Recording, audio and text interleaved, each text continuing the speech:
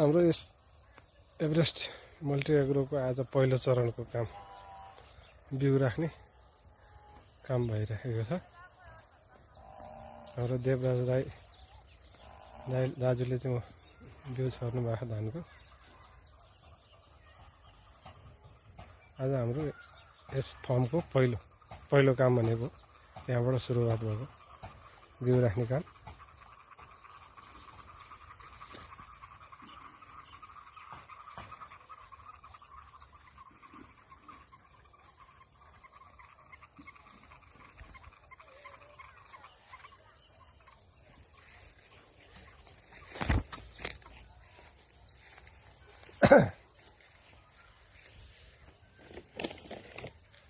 धानको बिउ चाहिँ मुकाबला 23 भन्ने धान राखियो। बिउ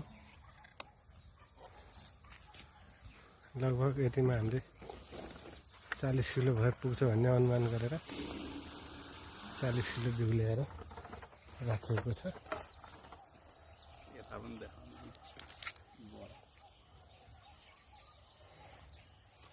मुकाबलाको चाहिँ यस्तो प्याकेटमा हुँदो रहेछ एक बोरा धान। हाम्रो फर्मको एरिया यही हो।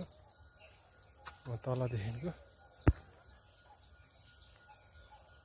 यो लाइनको वहाँ तलदेखिको